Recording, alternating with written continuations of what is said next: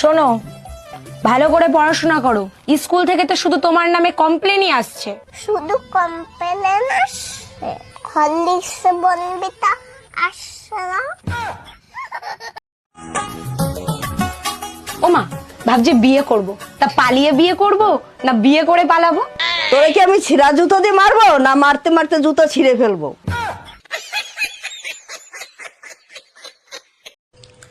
স্বামীর কথা আর পূজার মন্ত্র এই দুটাই একই, কারণ এগুলো বুঝতে না পারলেও মন দিয়ে শোনার ভান করতে হয়।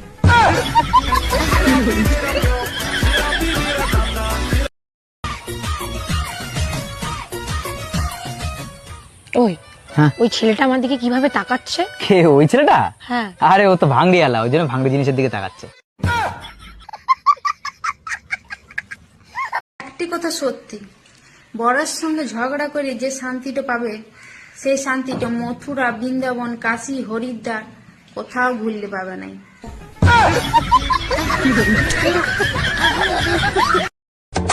গায়ে প্রজাপতি বসলে বিয়ে হয়, হরিণ বসলে প্রেম হয়। আমার তো গায়ে মশা বসে, এবার কি হবে?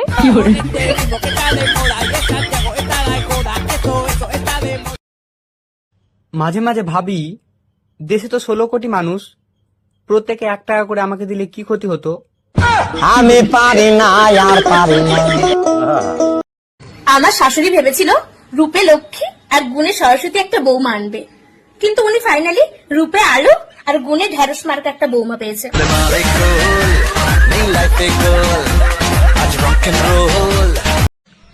যদি আমাদের মেয়েদের কাছে আলাদিনের প্রদীপ থাকতো, তাহলে জিন এখন নিশ্চয় বাসনেই মাজতো।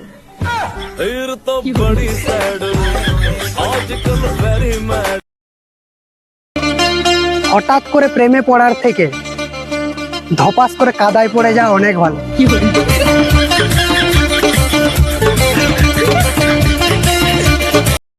যখন কাউকে ধুমধাম বিয়া করতে দেখি, তখন যীশু খ্রিস্টের সেই বাণীটা মনে পড়ে যায়, হে ঈশ্বর, ওকে ক্ষমা করে দাও, ও জানে না সে কি ভুল করছে।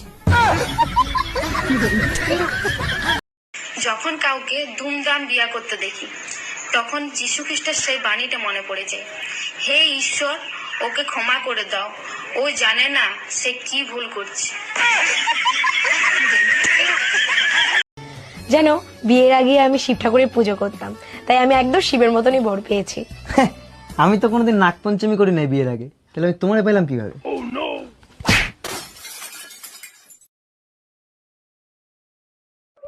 দোষ করলে ভেঙে পড়বেন না, ঠান্ডা মাথায় ভাবুন দোষটা কার ঘাড়ে চাপানো যায়।